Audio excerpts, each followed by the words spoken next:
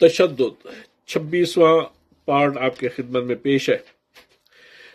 تشدد دست بدست بھی ہو سکتا ہے، اس ہاتھ کرو اس ہاتھ ملے، یہ سودا دست بدستی ہے۔ پھر پتھر مار کر بھی تشدد کیا جا سکتا ہے۔ خشت باری، سنگ باری بھی تشدد کے ہتھیار اور وسائل ہیں۔ تہذیبی اور تمدنی ترقی جس رفتار سے کسی معاشرے میں ہوتی ہے، اسی صورت کے ساتھ تشدد کے ہتھیاروں میں بھی اضافہ اور تبدیلی آتی جاتی ہے۔ تشدد کے ہتھیار عموماً وہی ہوتے ہیں جو کسی تہذیب میں مرنے، مارنے اور جنگ و جدل برپا کرنے کے وسیلے ہوتے ہیں۔ سب سامان اور آلات حرب تشدد کے ہتھیار بن جاتے ہیں۔ ہینڈ گرنیڈ سے لے کر ٹینک شکن توپ اور میزائلوں تک سب تشدد کے ہتھیار کے طور پر استعمال ہوتے ہیں۔ بارودی سرنگیں تک تشدد میں استعمال ہونے لگی ہیں۔ زمانے کے مطابق تشدد کے ہتھیار تشکیل پاتے ہیں۔ پتھر کے زمانے میں پتھر، دھات کے زمانے میں دھات، اور ایٹمی اور ریڈائی دور میں ایٹم بم اور دور مار میزائل سب تشدد کے وسیلے کے طور پر استعمال ہو رہے ہیں۔ جنسی تشدد ہوگا تو آلات جنسی ہوں گے، تو نفسیاتی تشدد ہوگا تو ہتھیار بھی نفسیاتی اور جذباتی ہوں گے۔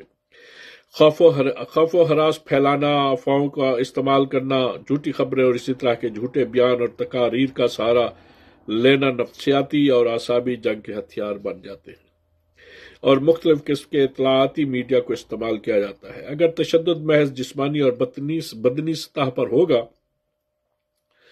تو جوڈو کراٹے سے لے کر تمام طور و اطوار کے ہتھیار اس مقصد کو حاصل کرنے کے لیے استعمال کیے جا سکتے ہیں۔ اب تو تمام دنیا سمٹ کر ایک عالمگیر گاؤں یا دیہات کی صورت اختیار کر گئی ہے۔ ظاہر ہے ہر قسم کے اسلحے کی دکان بھی یہاں موجود ہے، جو چاہے اور جب چاہے آپ دام دیں اور ہر قسم کا اسلحہ کھلی منڈی میں آزادی سے خریدیں۔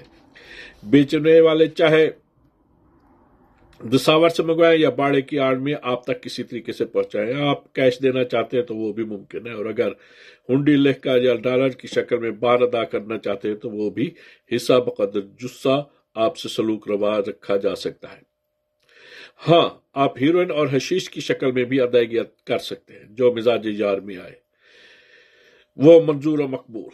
اسلحہ بیچنے والے اور اسلحہ خریدنے والوں کے درمیان کوئی باہمی معاہدہ یا عہد نامہ بھی طے پا سکتا ہے کہ وہ کون سی قومی اقدار اور مقاصد کی تجارت کرنے پر رضامند ہے۔ اس صورت میں باہمی رضا اور رغبت سے بغیر دولت خرچ کیے آپ ملک و قوم کا سودا کر سکتے ہیں اور اسلحہ کی فروخت اور تشدد کا بازار گرم کر سکتے ہیں۔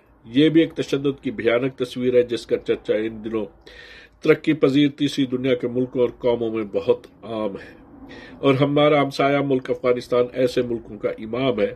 اب تو پاکستان میں بھی کچھ اسی طرح کا اہتمام ہے۔ اسلحے کی منڈیاں گھر گھر اور گلی گلی کھلی ہوئی ہیں۔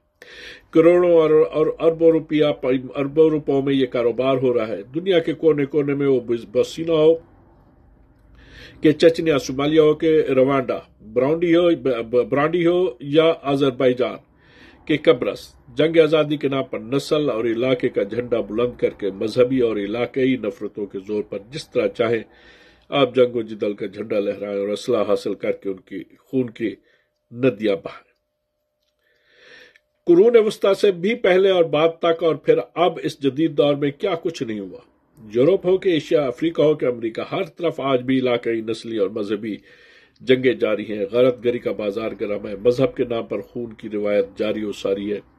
اسی طرح سے لسانی، نسلی، اقتصادی اور سیاسی تشدد بھی روز بروز ترقی پذیر ہے، اور سب ترقی پذیر خطے اور ملک اس خون کی وادی میں سرگرداں ہیں۔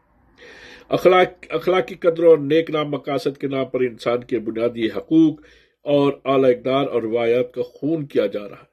بہرحال یہاں ہمیں یہ بھی دیکھنا پڑے گا کہ تشدد اور جرائم کا رشتہ کیا ہے۔ ہم نام کے تشدد کی حدود عبور کر کے باقاعدہ جرائم کی دنیا میں کہاں داخل ہوتے ہیں۔ ان جرائم کے پیچھے جو بھی عوامل ہیں، جو بھی اسباب و اغراض ہیں، وہ فطری جذبے ہوں یا اخلاقی کمزوریاں کہ نفس کی منہ زوریاں یا پھر معاشی ضروریات یا معاشرتی مسائل، بہرحال تشدد کا رشتہ دن بدن جرائم سے خاصا گہرا ہوتا جا رہا ہے۔ یہاں بھی ہمارے لیے سوچنے اور غور و فکر کا ایک مقام ہے۔